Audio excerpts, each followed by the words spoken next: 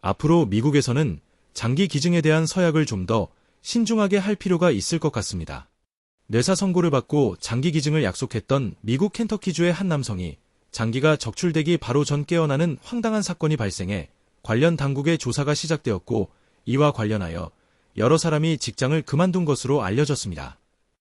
켄터키 장기 기증자협회의 장기 보존 전문가인 니콜레타 마틴은 앤서니 토마스 후버 2세로 알려진 장기 기증자가 2021년 10월 켄터키주 리치먼드에서 장기가 적출되기 전 여러 번 깨어났으며 그 당시 엄청난 혼란이 발생했었다고 말했습니다.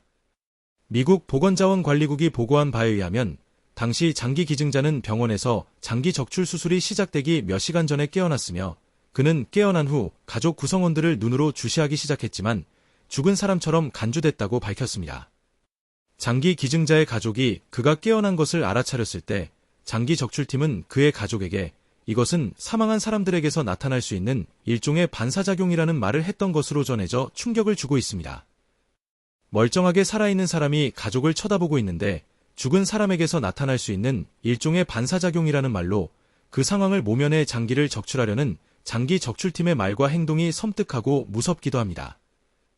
그러나 당시 그의 여동생인 도나 로런은 오빠가 나를 바로 쳐다보고 있는데 무슨 말을 하고 있는 것이냐며 뭔가가 크게 잘못되었다는 말을 한 이후 장기 적출은 취소되었고, 후보는 간신히 살아남을 수 있었지만 그는 뇌손상과 함께 단기 기억상실증에 걸린 것으로 전해졌습니다.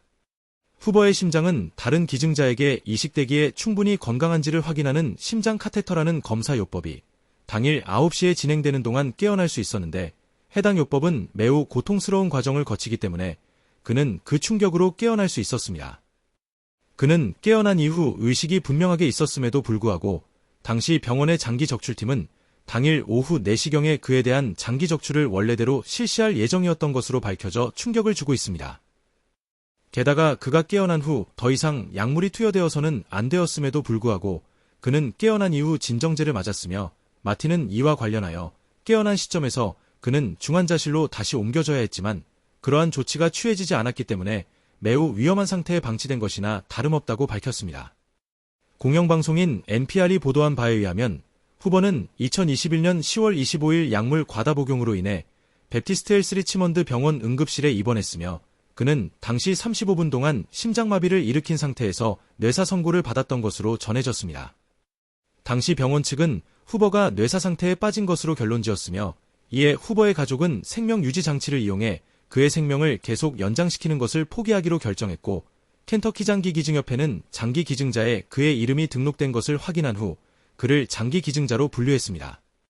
그러나 후보가 당일 오후 장기 적출 수술을 받기 전에 의식이 또렷하다는 징후가 보이기 시작하자 당시 그곳에 있었던 2명의 의사들은 그에 대한 장기 적출을 거부하면서 살아있는 사람의 장기를 어떻게 적출하냐는 말을 했던 것으로도 전해졌습니다.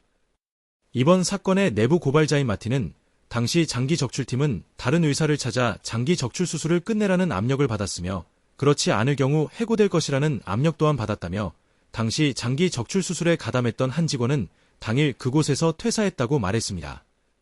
마틴과 이 사건에 연루된 다른 직원 또한 큰 충격을 받고 이를 그만둔 것으로 전해진 가운데, 현재 이 사건과 관련하여 켄터키주 법무장관실을 포함하여 관련 기관들이 조사에 착수한 것으로도 전해졌습니다.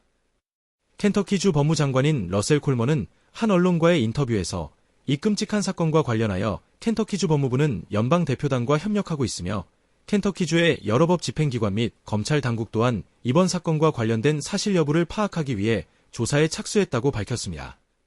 마틴은 해당 사건과 관련하여 미국 의회에 편지를 보낸 것으로 전해진 가운데, 그녀가 보낸 편지의 일부 내용은 어떻게 멀쩡하게 살아있는 사람의 장기를 적출하라고 압력을 가할 수 있는지에 관한 내용이 포함되어 있으며, 해당 사건 이후 그녀는 외상 후 스트레스 진단을 받은 것으로도 전해졌습니다.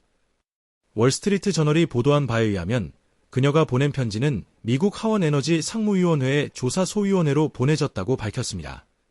그녀가 편지를 보낸 지 1년 후인 지난 9월 11일, 미국 하원의원회는 해당 문제와 관련된 청문회를 개최했습니다. 미국 하원의 소위원회에서 청문회가 개최된 후 그녀는 장기 운반에 사용되는 플라스틱 쿨러 상자를 만드는 전문 업체인 파라고닉스에서 해고된 것으로도 전해졌습니다. 이번 영상에서는 살아있는 사람의 장기를 적출하라는 압력을 받고 해당 사건을 공개한 한 용기 있는 여성 내부 고발자에 관해 말씀드렸습니다. 다음 영상에서는 또다시 새로운 내용을 가지고 찾아뵙겠습니다. 구독과 좋아요는 영상 제작에 큰 힘이 되니 꼭 눌러주시고 알람 설정 또한 확인해 주시면 감사하겠습니다.